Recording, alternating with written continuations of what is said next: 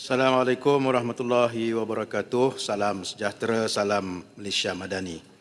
Tan Sri Yang di-Pertua, saya mohon merapak sembah menjunjung kasih di atas titah diraja ke bawah Duli Yang Maha Mulia Seri Paduka Baginda Yang di-Pertuan Agong di istiadat pembukaan penggal kelima Parlimen ke-15 pada Isnin 19 Januari 2026.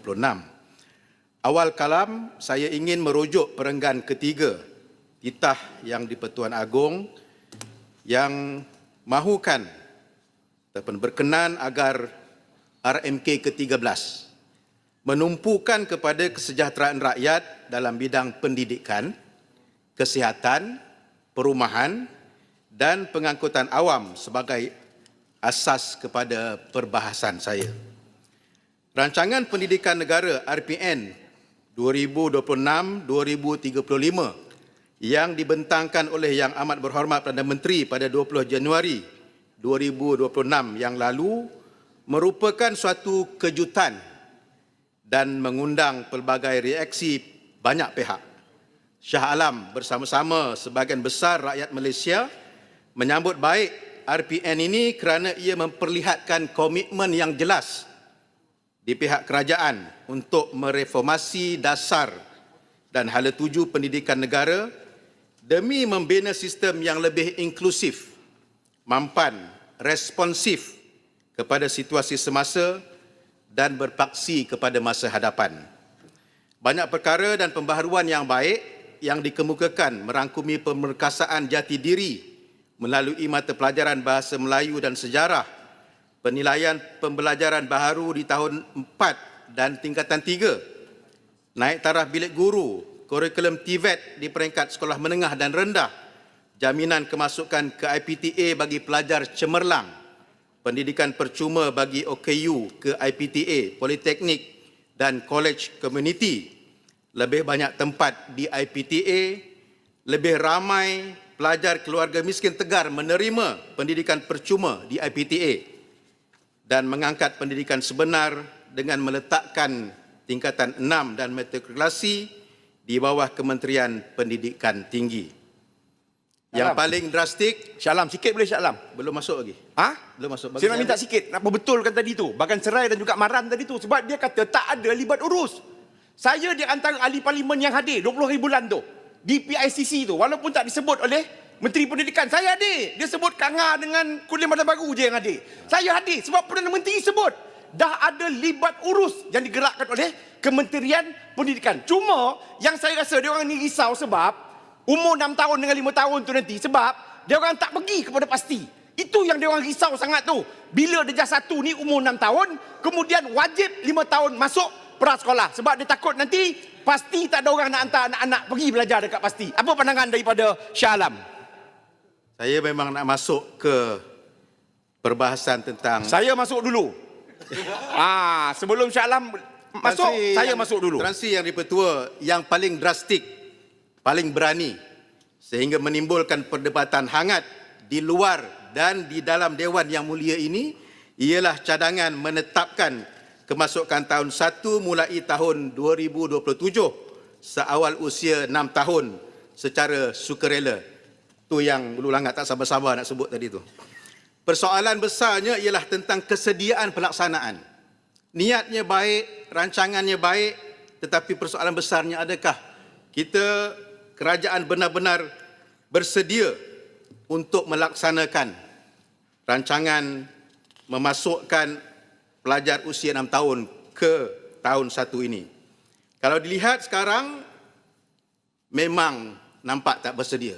Cara kita kerja sekarang, dari segi sudut bilangan bilik darjah, bilangan guru, pentadbiran dan yang terlebih pentingnya ialah kurikulum yang menjadi elemen terpenting dalam pendidikan. Tan Sri Yang Pertua, kita tidak mahu kerana ketidaksediaan kita menyediakan prasarana dan sumber yang mencukupi menyebabkan timbulnya cadangan mengadakan ujian diagnostik dan saringan kemasukan ini. Ujian diagnostik harus bertujuan mengenal pasti kelemahan dan keperluan agar langkah mitigasi dapat dilaksanakan, tetapi bukannya sebagai saringan. Kalau kemasukan seawal 6 tahun, ada yang setuju, ada yang tak setuju. Saringan kemasukan ini saya yakin tak ada seorang pun yang setuju, Tan Sri Yang Di-Pertua. Lebih banyak mudarat daripada manfaatnya. Dan dalam Islam, kaedah fiqh mengajar kita, dar'al mafasad aula min jalbil masalih. Menghilangkan kemudaratan itu lebih diutamakan daripada mengambil maslahah. Berhentilah kita membahaskan tentang saringan kemasukan ini. Saya cukup dah. Semua dah cerita dah tentang saringan ini. Semua anak bangsa kita harus diterima masuk ke tahun 1 tanpa mengira keupayaan, kemampuan dan kesediaan mereka. Kalau dia boleh masuk tahun 6, tahun 7 pun boleh masuk, apa bezanya?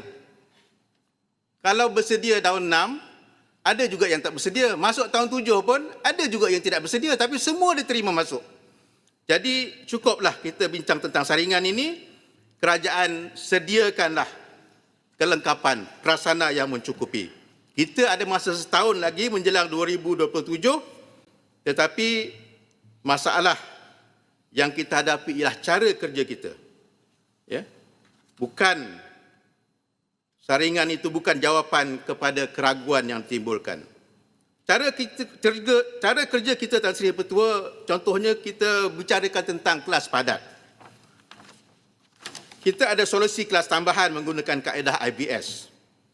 Baru-baru ini, Yang Berhormat Menteri Pendidikan menyebutkan ada 18 buah sekolah di Selangor yang mengalami sekolah padat yang kritikal.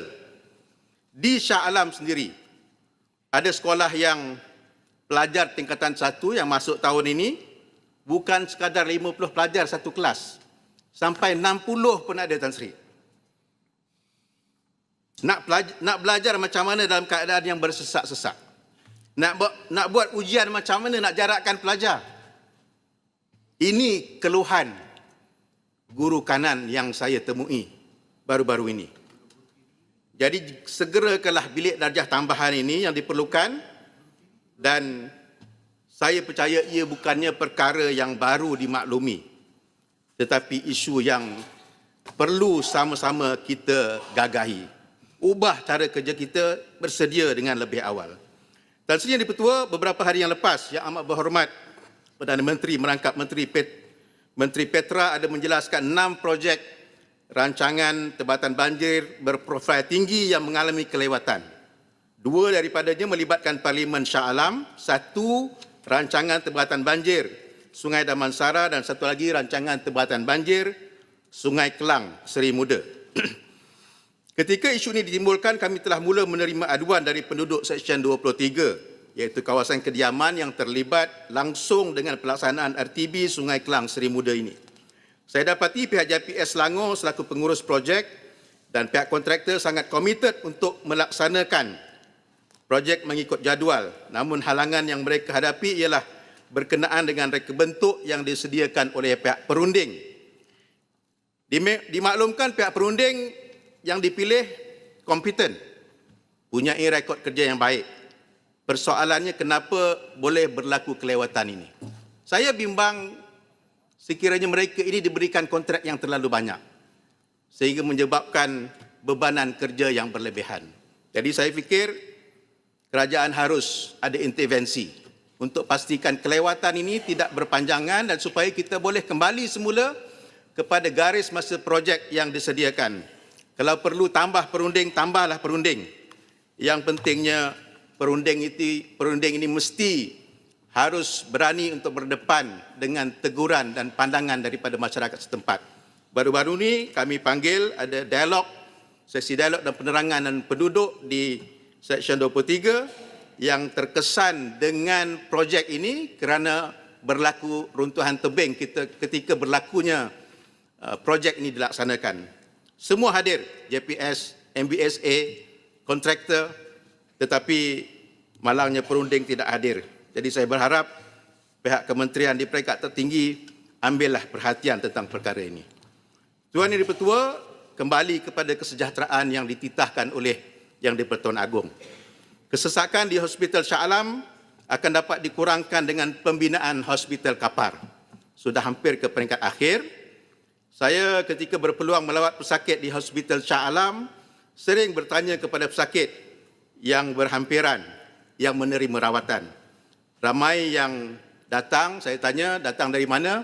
Dari Meru, dari mana? Dari Sementa, dari mana? Dari Bukit Kerayung. Semuanya daripada kawasan Kapar ataupun Kuala Selangor.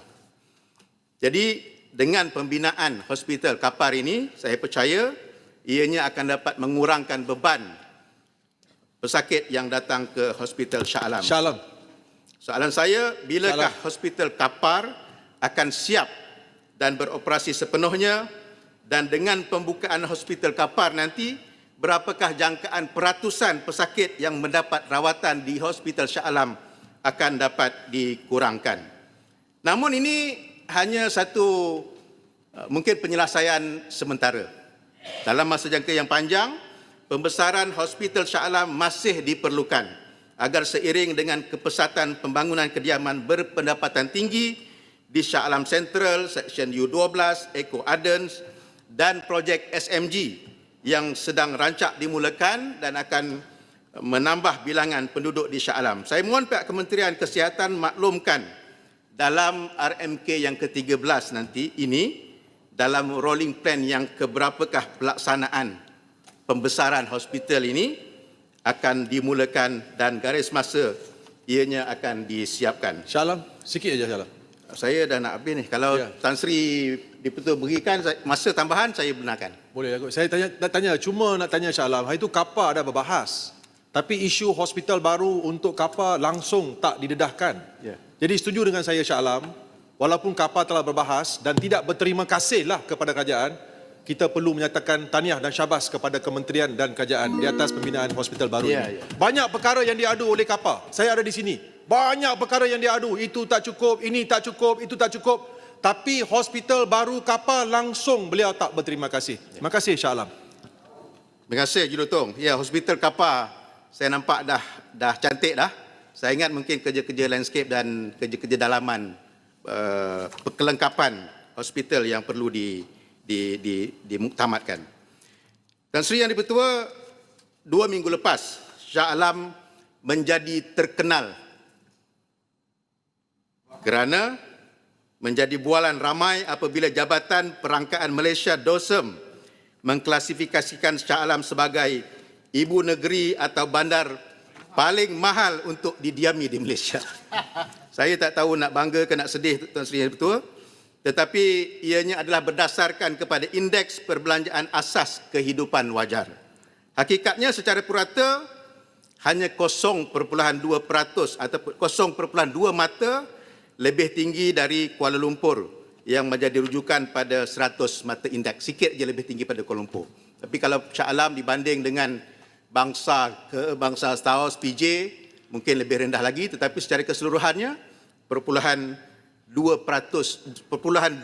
mata saja lebih tinggi daripada Kuala Lumpur. Kenapa ramai yang tinggal dan bersara di Shah Alam? Kerana status bandar lestari yang berdaya huni dan lokasinya yang mudah mengakses kawasan-kawasan komersial, perdagangan, perniagaan dan juga perindustrian. Maka tidak hairanlah kalau ia mewujudkan persaingan dalam pelbagai aspek. Tapi indeks perbelanjaan asas kehidupan wajar ini bukan sahaja berkait dengan harga barangan dan makanan. Ia juga melibatkan kos kediaman, pendidikan, pengangkutan, khususnya di bandar dan kawasan yang bertekanan tinggi. Tapi kalau nak datang Shah Alam, Tan Sri, saya boleh tunjuk tempat makan mahal ada, tempat makan murah ada, pasar yang mahal, pasar kayangan ada, pasar yang harga patut pun ada, Tan Sri. Pilihan kita. Ramai golongan B40 dan M40 memiliki rumah bukan pilihan dalam jangka pendek dan mereka terpaksa bergantung kepada pasaran sewaan yang kini semakin tidak terkawal. Realitinya kita menyaksikan kenaikan sewa yang mendadak, pengusiran penyewaan tanpa perlindungan yang mencukupi, kontrak yang berat sebelah serta ketiadaan mekanisme penyelesaian pertikaian yang cepat dan mampu milik. Dalam keadaan ini, penyewa berada pada kedudukan yang lemah berbanding dengan pemilik harta. Saya ingin bertanya kepada Kementerian KPKT, Adakah kerajaan bercadang untuk memperkenalkan akta sewaan kediaman bagi melindungi penyewa khususnya golongan B40 dan M40 termasuk aspek kawalan kenaikan sewa yang munasabah, jaminan tempoh sewaan, kontrak yang adil serta penubuhan mekanisme serta penyelesaian pertikaian yang pantas dengan kos yang rendah. Akhirnya, Tuan Yang di-Pertua, kesejahteraan rakyat sebagaimana yang dititahkan Yang di-Pertuan Agong tidak lengkap jika kemudahan awam tidak kita tangani dan kita tidak berikan penekanan kerana ianya juga menyumbang kepada kenaikan kos sara hidup dan penentu kepada kesejahteraan rakyat. Oleh itu saya ingin bertanya untuk kesekian kalinya, bilakah LRT 3 laluan Shah Alam akan beroperasi sepenuhnya setelah ianya tertangguh sebanyak 3 kali? Kebetulan Yang Berhormat Menteri Pertanian ada kat sini, Tan Sri. Saya tinggal di Shah Alam tapi saya anak petani. Masih ada lagi mengusahakan sawah di Sungai Besar. Baru-baru ni ada serangan penyakit ulat batang pada padi. Ramai yang bimbang, tidak kurang yang terkesan. Tetapi Alhamdulillah, sawah saya akhirnya dapat 7.49 tan per hektar, Tan Sri. Dan potongannya pun hanya 16% sahaja. 16%. Jadi maknanya masih ada ramai lagi peniaga pemborong yang jujur untuk membantu petani. Cakap banyak pun tak guna, Tan Sri. Shah Alam menyokong sepenuhnya titah Duli Yang Maha Mulia Seri Paduka Baginda Yang di-Pertuan Agong. Terima kasih. Baik, terima kasih. Saya jemput seterusnya Kuala Langat. Bismillahirrahmanirrahim.